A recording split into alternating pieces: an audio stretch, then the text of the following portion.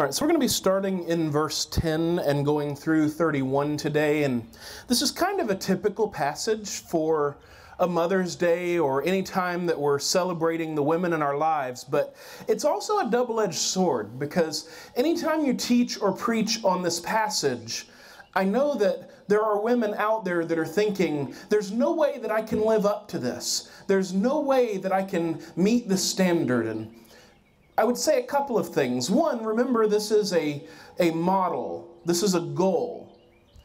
Two, that's also the nature of the gospel. We're never going to be able to live up to the standard, and that's why we need Jesus. So what I want you to do today is I want you to be challenged. And men, by the way, even though we're talking about the ladies, you can apply these things too. But I want you to be challenged in the sense of encouraged. All of us, as we listen to God's word, should be asking the question, where do I measure up and where do I not? And what do I need to change in order to reach the goal? Scripture is compared, and it compares itself to a mirror. When we come to Scripture, it reflects back to us what we need to change and how we need to grow and mature. When we ignore that is when we run into problems, and when we submit to it is when we submit to God. So, to the ladies in particular, I don't want you to feel crushed by this message. I want you to feel encouraged through this. And men, I want you to listen and think how you can support the women in your lives. And more than anything, for the men, I want you to take today and not just reflect how you can grow in these areas, but specifically, I want you to think about all the things that the women in your life do that you don't realize. One of the most common things in marriage and in any relationship, whether that be marriage, whether that be friends, whether that be pastor and congregation, whether that be a work relationship, one of the most common things in any relationship, but today we're talking about marriage in particular, is to look across the table from the other person and honestly think to yourself, I'm doing it all, why aren't you doing more? So today I want you to flip that. I want you to think through an average day of what it's like, and I'm more challenging the men on this, but the women too. Think through all the things that are done in a day that your spouse or your friend or whoever you're in that relationship with, think through all the things that they contribute. And if you're not sure or you can't think of anything, then that tells me that you need to have a conversation with that person and find out, because it's very easy to go your own separate ways in life and you're on parallel tracks, but you're not actually walking down the same path together. And that is all too common, and that's the source of many marriage problems and relationship problems. So as we go through this, please think through and bear those things in mind. And by the way, for those that are younger, maybe you're single and you're looking forward to dating, or maybe you're already dating somebody, or maybe you're engaged. These are some of the things that you should be looking for. You're never going to find the perfect person. But remember, this is the model. So these are some of the things that you should be looking for in a future spouse as well. An excellent wife, who can find? And remember, this is written from King Solomon to his son. So this is his fatherly advice, the most wise man that has ever lived on the face of this earth. This is his fatherly advice. And he starts chapter 31, verse 10 with a question.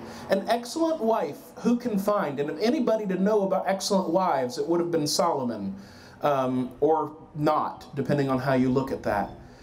Off the top of my head, I didn't look it up, but if memory serves me, he had over 300 wives and 700 concubines, ballparking.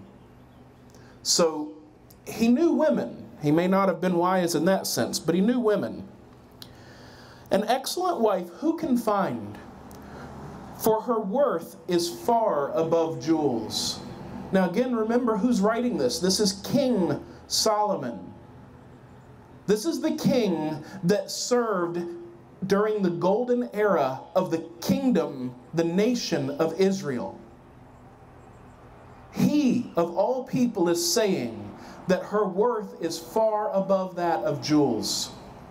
See, so often in life and business, You're taught to pursue money above all things.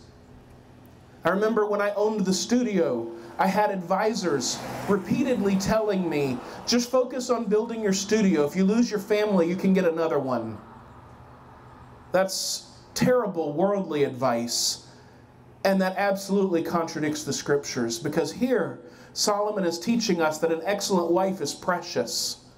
An excellent wife, who can find? For her worth is far above jewels. For young women that are not yet married and you want to be, don't worry about finding the right person. Be the right person first, and the right person will find you. And the same advice to the young men. Don't worry about chasing an image of someone that's perfect, because perfect doesn't exist. You focus on growing and trying to become perfect. You're not going to reach that goal, but try. And as you become the right person, the Lord will bring the right person into your life. Her worth is far above jewels. The heart of her husband trusts in her. You know, that's the mark of a healthy relationship. And as they say, it takes two to tango. But that's the mark of a healthy relationship. A man can't trust in his wife if she is not an excellent wife. If he doesn't know that he can trust in her, he's going to pull back. He's going to retreat. At the same time, men, if you're not creating an environment in which a woman can thrive, she's never going to open up, which means you're never going to be able to trust her, because you've made your bed and now you have to lie in it, so to speak. You've created the situation. But women, focusing and thanking you for your service in this way. The heart of her husband trusts in her. And after years of being in ministry and doing family counseling, what I can tell you is that the heartbeat of most women, I'm not saying there aren't exceptions out there, but the heartbeat of most women is they want to have a loving family. They want to be able to just be in a good relationship with the people in their family. They want the husband to be able to come home and confide in her and have absolute trust that she will keep his confidence, that she will encourage him rather than abuse him, that she will lift him up rather than tear him down. That is the heartbeat and the desire of almost every woman that I have ever counseled. And this year, December, will be 20 years in ministry for me. And all that counseling, 99.9% of the time, that's what the women really want. But oftentimes men have trouble remembering that, knowing it, and for today's message, seeing it. So to the wives and to the women in our lives, thank you for your sacrifice.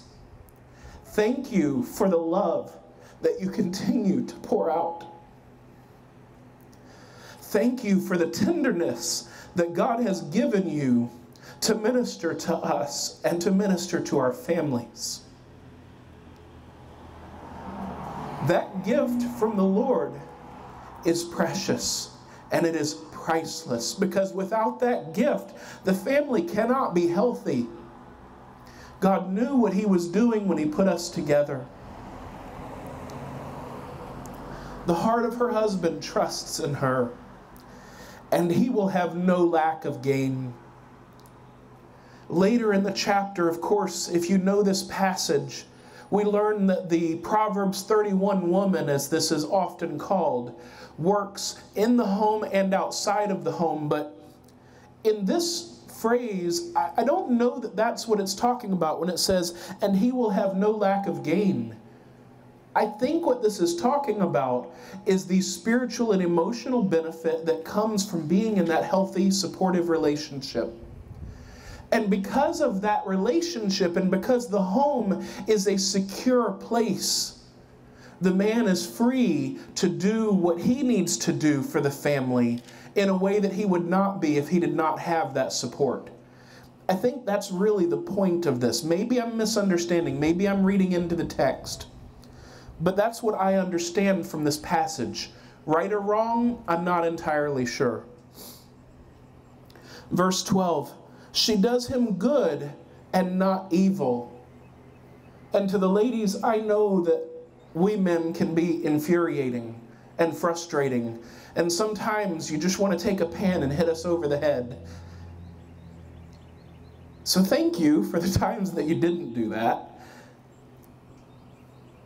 But also as an encouragement and a challenge, remember that God has called you to do good and not evil, just like us. He will have no lack of gain. She does him good and not evil all the days of her life. And hopefully none of you have fallen into this, but we've all known a marriage where the woman just won't leave the guy alone. She's constantly harassing and pestering. The times that I've worked with and done training in law enforcement, it's amazing how many times you get called to a domestic abuse situation. And the stereotype in our culture is, as soon as I say domestic abuse, almost everybody thinks that there's a man hitting a woman. But it's amazing how often it's not that. It's amazing how often it's the woman that is instigating and causing that and hurting the man, and he's just taking it. I remember one call in particular. Middle of the night, the guy dials 911 because the way that he was woken up was having a chair smashed on his face. I hope that nobody here has that kind of relationship with their spouse or any other relationships. But I want to encourage and challenge you, if you don't catch the small things, they lead to bigger things. And the picture here is of creating a loving and supporting home. And I'm confident that many of you, if not all, I'm confident that many of you have created that loving and supportive home. And if you haven't, or if you haven't lived up to the level that you need to, I want to encourage you to do so. Because that safe place, to put it in modern terms, that safe place is so desperately needed for men to be able to come home to, and for children to be able to be a part of and flourish and grow within. And if you're of an age where you don't have young children at home, you can participate in creating that loving, supporting environment in those around you. In Timothy and Titus, we're taught that older men are supposed to train younger men, and older women are supposed to train younger women. And specifically, that's talking about discipleship, but part of discipleship is living life together. So when we see a family struggling, we ought to, as the church, come alongside of them and try our best to help them and to encourage and exhort them.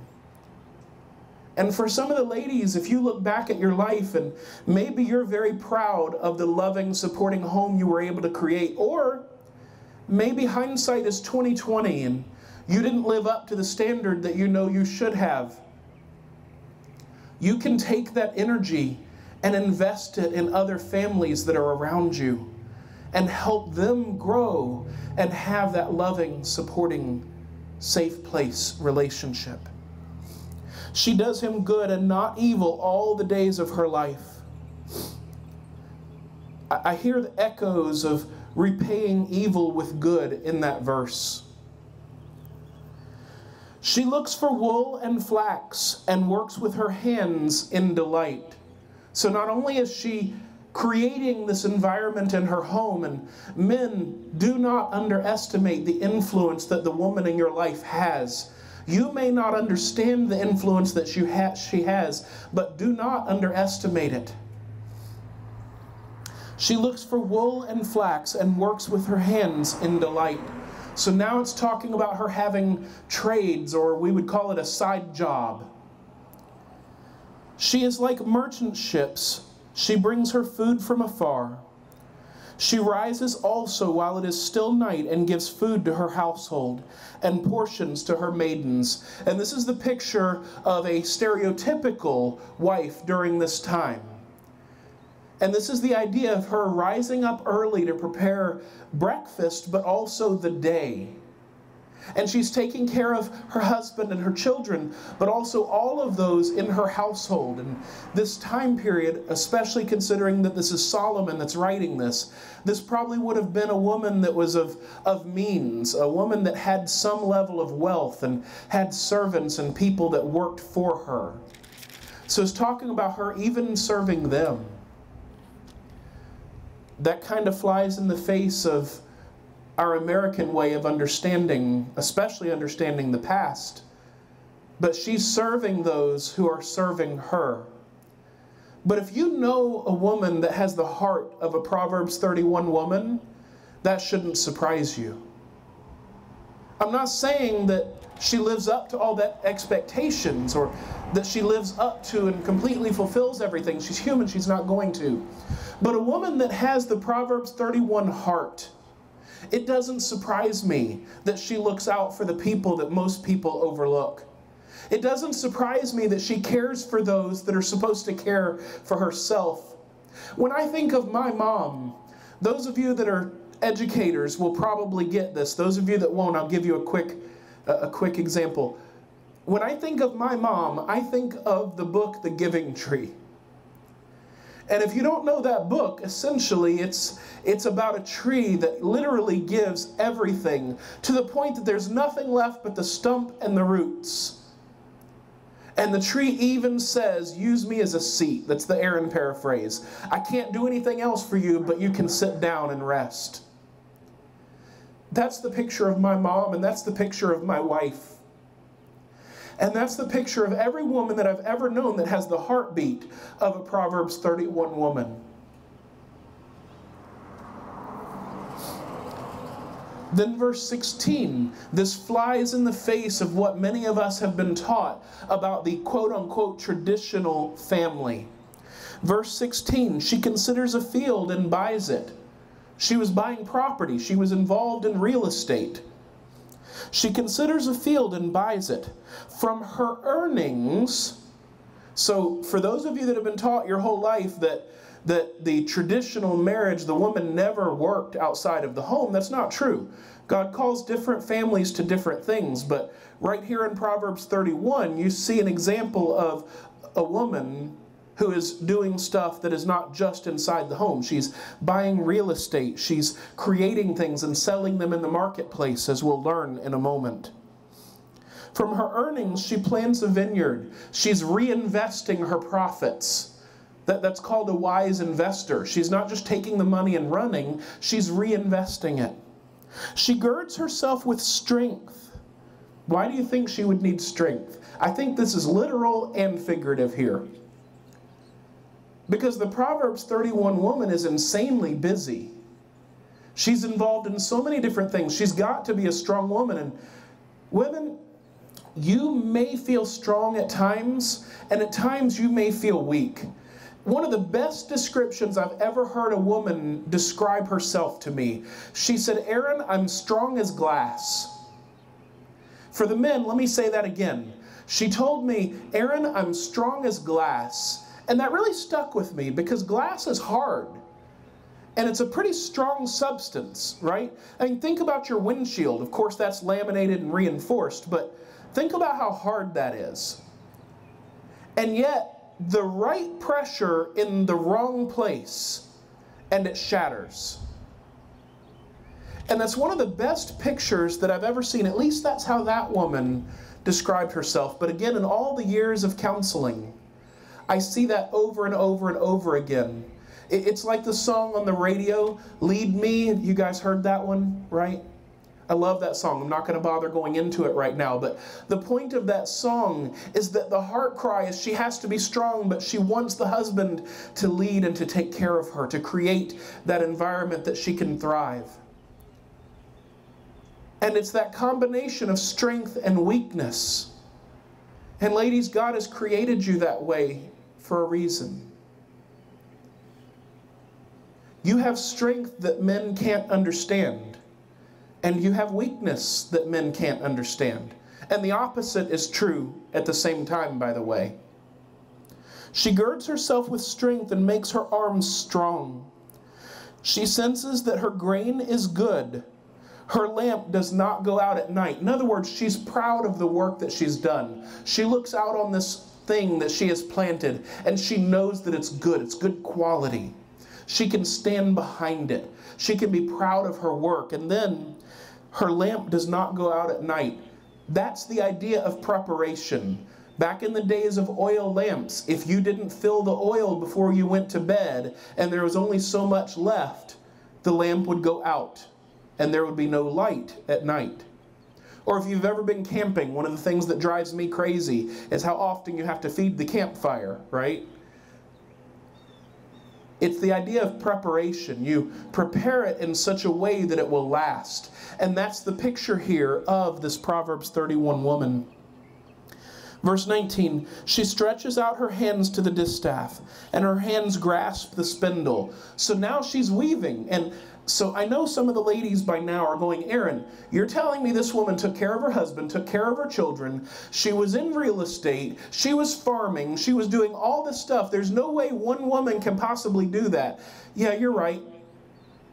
Remember, this is a model. Now, maybe there was a woman that was literally this involved, and everything here was literally what one woman did. I don't know. I think probably, yeah, but I don't know. But also bear in mind, this is a model of her life, right? It doesn't mean that she had toddlers or infants during some of this. Doesn't mean that she had teenagers during some of this. This is the model of her life. In other words, whatsoever your hands find to do, do it with all of your might. My suspicion, my belief, is that this is a literal woman who did all of these things, but it's spread out across her life. This is Solomon saying, look, if you want to have a good wife, back to verse 10, a good wife who can find. He's talking to his son about getting married. If you want to have a good wife, look for somebody like that. That's what I think is going on here. And so as I've shared with you guys many times over this last year and change that I've been in this church, different seasons of life are going to involve different things, and that is okay and normal. But whatever you're able to do, do it with all of your strength for the Lord. There is not a season in life where you're allowed to do nothing. There are seasons of rest, but even rest, you're doing something, you're recharging, you're investing somewhere. And there are seasons where you'll do other things, and that's what I think is going on here. That is my opinion. There's different opinions in scholarship on that point in this passage. Verse 20, she extends her hands to the poor, and she stretches out her hands to the needy. And I've kind of already covered that. The Proverbs 31 woman, the heartbeat is to care for those that get overlooked, to care for those who can't care for themselves or who are ignored. She is not afraid of the snow for her household. Now, why would she not be afraid of the snow? Well, remember, they didn't have central heat and air. They couldn't plug a space heater into a wall. She is not afraid of the snow for her household. Why? For all her household are clothed with scarlet. There's a double meaning in this phrase, clothed with scarlet. You can always make spiritual applications to the future, but that's not the intent in the original writing here. What it's saying is her family has plenty of clothing because she's done all of these things. She has provided for them. Remember, she has a business. She's taking care of her kids. She's done her knitting and sewing, right? The family has plenty of clothing, and scarlet would have been an expensive color to produce. So this is a picture of the richness of the way that she has cared for her children, not just in the literal, physical, monetary sense of the richness, but in the sense of the complete care that she's provided for her family. She makes coverings for herself. Her clothing is fine linen and purple. Purple was an even more expensive dye during this time period, typically only reserved for royalty.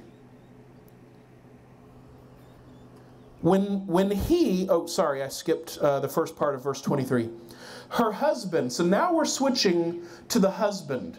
So remember earlier when I said that when a wife is able, and it takes two, It takes the man to provide the environment that she can thrive in, and it takes the woman to reciprocate, to provide the safe space and the healthy environment for the man to then thrive. See how God did that? So both parties have to be selfless.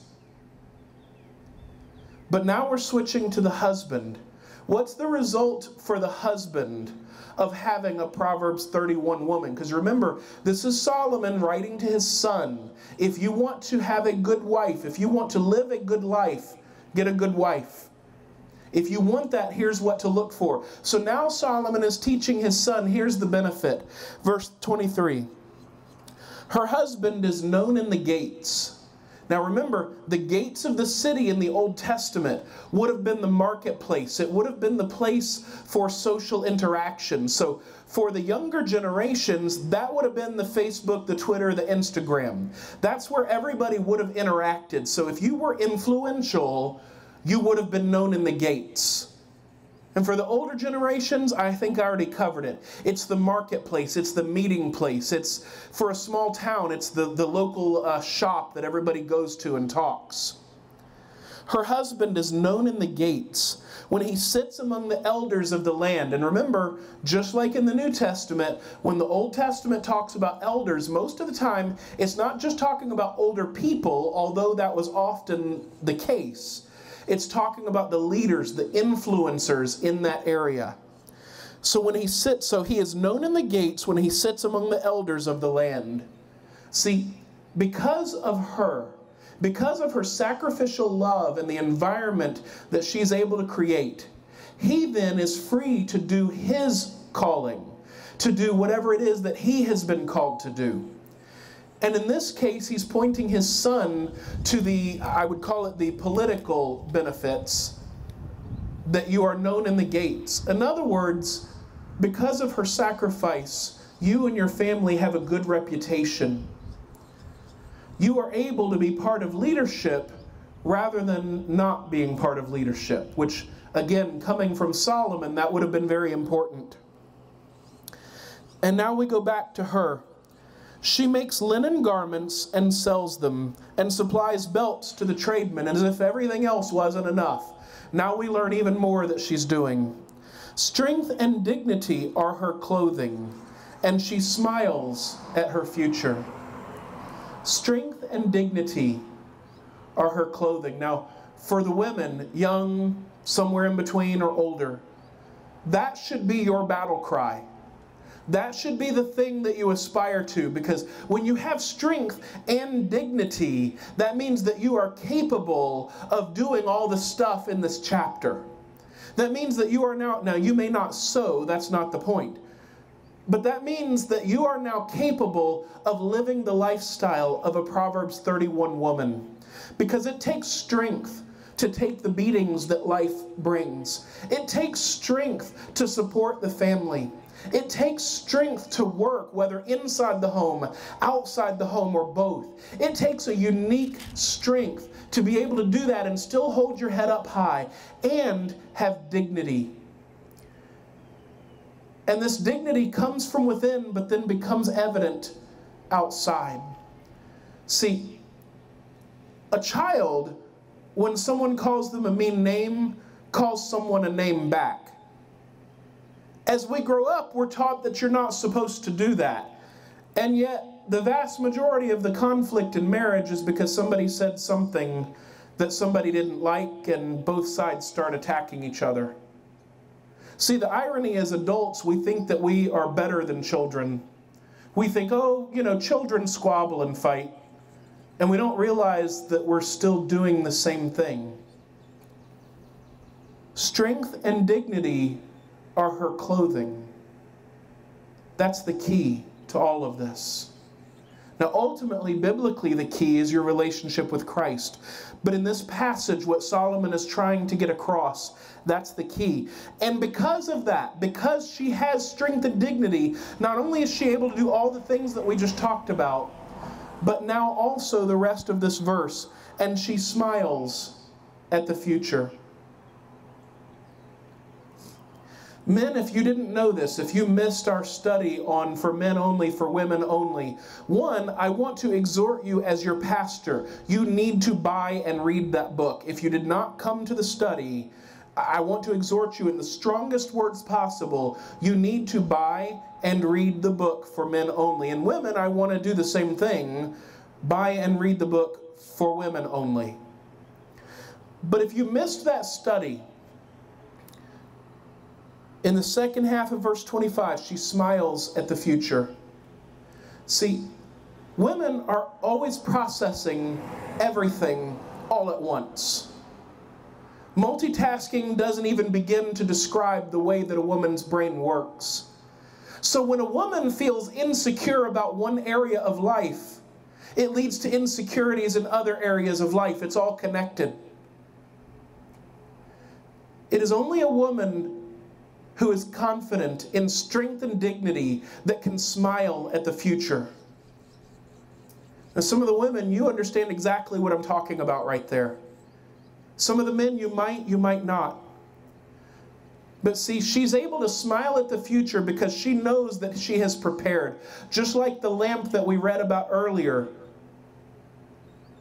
She would have filled it with oil because it says her lamp does not go out at night. She made preparation, and now she's able to live in light of that preparation. This woman is able to smile at the future, unlike so many women and so many marriages. So many women and so many marriages are afraid of the future. They're dreading the future, or at the very least nervous about the future.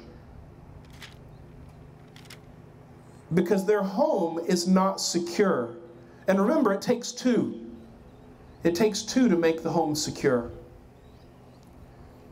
Strength and dignity are her clothing, and she smiles at the future.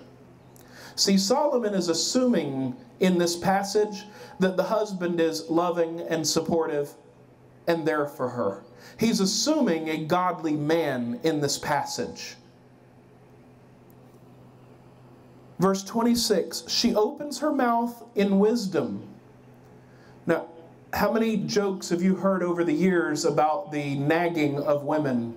And ladies, I'm not picking on you. I'm trying to connect with the men here. Right? How many stories have you heard about nagging women? Some of you are thinking to yourself, but you don't dare crack a smile. I don't have to hear stories. I know it. She opens her mouth in wisdom. See, a woman that is secure, a woman that is secure in her home, in her life, doesn't have to nag. She doesn't have to resort to barbed words and daggers with her mouth if she's a godly woman. If she doesn't have Christ, then that's a whole different story. But she opens her mouth in wisdom. And see, ladies, the goal here, strength and dignity. When you speak, speak words that build up and edify and lift up. Speak words of encouragement and strengthening those in your family, and men likewise. She opens her mouth in wisdom, and the teaching of kindness is on her tongue. In other words, everything that comes out of her mouth is constructive. It doesn't mean that it may not hurt sometimes, but it's constructive. And by the way, saying something like, you're a moron, is not constructive, and you can't justify it going, well, see, I'm telling him his fault so he can work on it. That's not constructive. You wouldn't respond to that either. And men, likewise, some of the things that maybe you've said and regretted, although I'm sure nobody here has ever said anything they've regretted, but the same applies to us. But again, specifically to the women in this Proverbs passage, she opens her mouth in wisdom, and the teaching of kindness is on her tongue. She looks well to the ways of her household. See, men, if you want a woman like this, you've got to be the right kind of man. You've got to provide the environment in which she can thrive. Each of us answers to God, but as a man, you can't expect your wife to respond like this if you're not providing that environment. She looks well to the ways of her household and does not eat the bread of idleness. Well, I think that's plenty clear by the rest of the passage. I think that Solomon's probably being a little tongue-in-cheek here, because he's already proven there's no time for idleness with all the stuff that the Proverbs 31 woman is involved in. And here is one of the ultimates for the Proverbs 31 woman.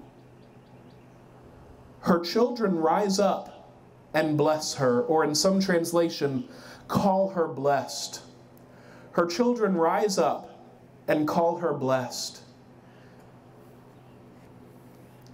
See, your children, ultimately, just like all of us, ultimately your children answer to God. Ultimately, their decisions are between them and God. But what I can tell you of almost 20 years of being in ministry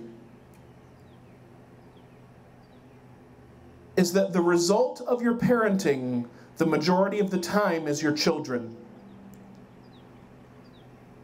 If your parenting is solid, your children typically will turn out solid. If your parenting is not, your children typically will not. Not that people can't break the mold. I've shared with you guys before about my dad. I break the mold on that one, and then some. But the idea here is this woman can look past or look back on her past. She can take pride in her work. And the ultimate test, verse 28, her children rise up and bless her, and her husband also. And he praises her, saying, many daughters have done nobly, but you excel them all. See, when you buy that card or you buy that mug that says best mom in the world, do you mean it? I mean, really, do you mean it, or do you just know that that's what you're supposed to say on Mother's Day? Well, let me ask you this. The day before Mother's Day, was that your attitude? How about the day after? How about the middle of the year when it's nowhere near Mother's Day or her birthday? Can you honestly say that she is, and I'll say because I'm overly technical, who knows who the actual best person is? I'm too technical for my own good sometimes, but can you honestly say that she is among the best? If not, either she needs to grow, or more likely you need to pay more attention. And yes, ladies, you heard me correctly. I said more likely he needs to pay more attention. See, God has designed men and women in such a way that we respond to each other. When one side breaks down, they both break down. But if both of you pursue the Lord, you come closer together. That's the model of a perfect Christian marriage. It doesn't mean you are perfect. It means you are pursuing Jesus, and you come closer together as a result of it. And here, as a result of her efforts, she's in a godly marriage. And because she is a godly woman, it says her children rise up and bless her, and her husband also. And he praises her, saying, many daughters have done nobly, but you excel them all. Men, when is the last time you have praised your woman? Your wife, your girlfriend, whatever. When's the last time you've praised them? And let me ask you this, because you might think that you have, right? Saying that was a good dinner to be stereotypical. Okay, that's good. They need to hear that. But when's the last time that for no apparent reason at all, you gave your wife a card or flowers, or just opened your mouth and said something good? Like, do you realize that I literally couldn't live life without you? Have I told you how much I appreciate you? And by the way, guys, you can't stop there. That's good, but you don't want to be good, you want to be great. So don't just stop there. Tell them why you appreciate them.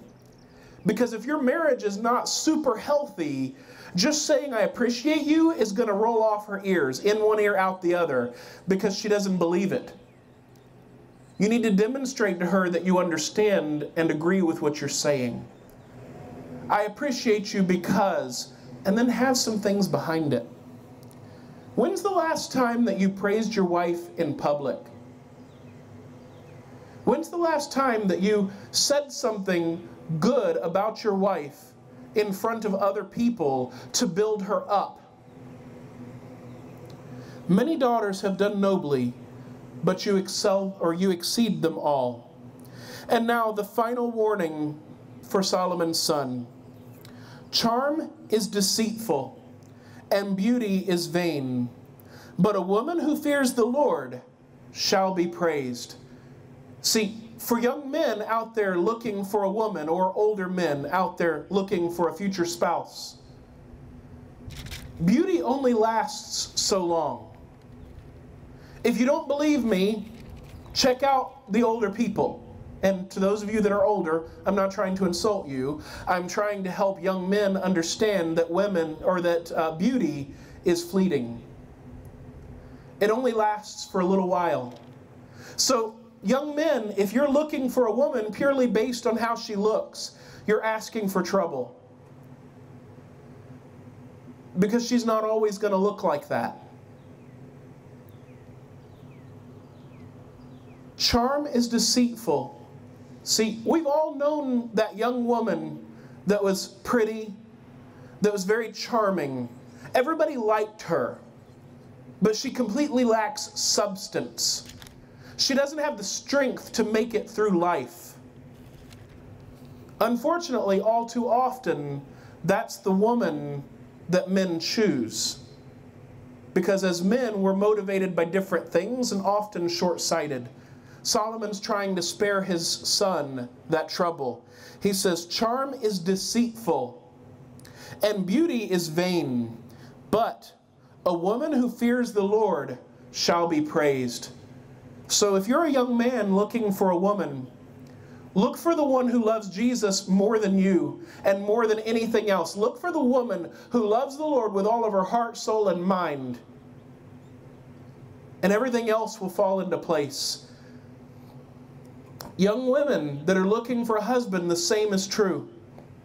Look for a man who loves the Lord with all of his heart, soul, and mind.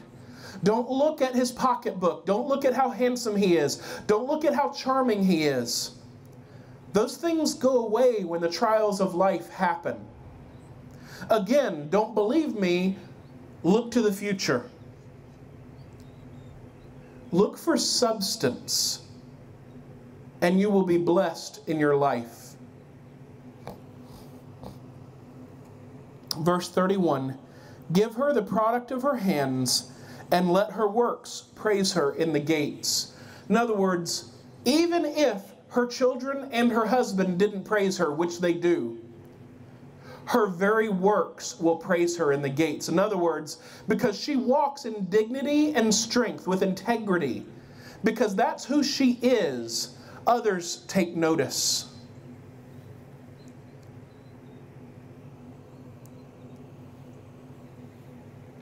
As I started this message with, I think a lot of times when people teach on this passage, women feel insecure. And again, I'm focusing on the women today mostly because it's Mother's Day. And I think a lot of times women feel insecure. And what I don't want you to do is I don't want you to hear my encouragement and think that you don't need to take the passage seriously. But in my experience, it's usually the opposite. Usually women start second guessing and feeling inferior and feeling like there's no hope of ever living up to this. And what I want to encourage you, again, with all of the years of experience that I have, the vast majority of the time I have found in counseling that women desire to be the Proverbs 31 woman. The heartbeat of most of the women that I have counseled is that they want to live a life like this. They want to be able to be the Proverbs 31 woman. And that's why they freak out when a pastor goes through this section. Because they know themselves enough to know that they don't measure up in one area or another. But to the women, I want to encourage you, one, that you're not alone in feeling that way. That's common to humans. That's common to being a female human and humanity in general. But two, I want to encourage you that this is a goal. Every season in life is going to look a little bit different. So figure out what season of life you are in. And how can you be the Proverbs 31 woman to those around you in this season in life? Maybe over the years you've let life beat you down and you've withdrawn. You don't really reach out to people very much anymore. Well, I want to encourage you to change that. Start reaching out.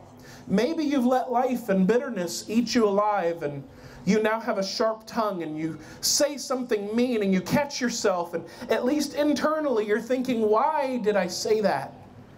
I want to encourage you, follow your heart to the Lord, because I know that that's the heartbeat of the majority of women. Don't let the trials of life steal the blessing. Let me say that again. Don't let the trials of life steal the blessing that is at the end of this chapter. It is not too late. Until you are dead, it is never too late. And to those women who do exemplify the Proverbs 31 woman, the men in their lives, please today tell them so. They need to hear it. Even if you feel like you say it all the time, they still need to hear it. So men, I need you. If your wife is a Proverbs 31 woman, if you read this and you're like, well, not all of that applies, who could? But I know that's my wife's heart. They need to hear that. And if there's a young woman in your life that's not married, or even if she is, but specifically, if there's a young woman in your life, and we'll say for now not married, they need to hear that too. They're not a wife yet, but you know their heart. And they need to be encouraged and told that they're doing a good job, and that you see the way that they love and care for other people if it's true. If it's not, don't lie. But I suspect that we have more Proverbs 31 women sitting here today than we have that are not the Proverbs 31 woman. So I'm going to put it back to the men. It's your job to lead your family in such a way that she can thrive. And to the women, whether he provides that environment or not, do your best to love God and love people. Again, to all of the moms, those that would love to have been a mom and couldn't, God sees you too. And to those that look forward to being a mom someday, today I want to say thank you so much for your love and your sacrifice and your never-ending self-sacrifice. I am sure, because we're all humans, I am sure that you don't hear it enough. But you are appreciated and you are loved, not just in your own home, but in this church and in the community and to those around you in every sphere of life. You are cherished more than you know. Thank you.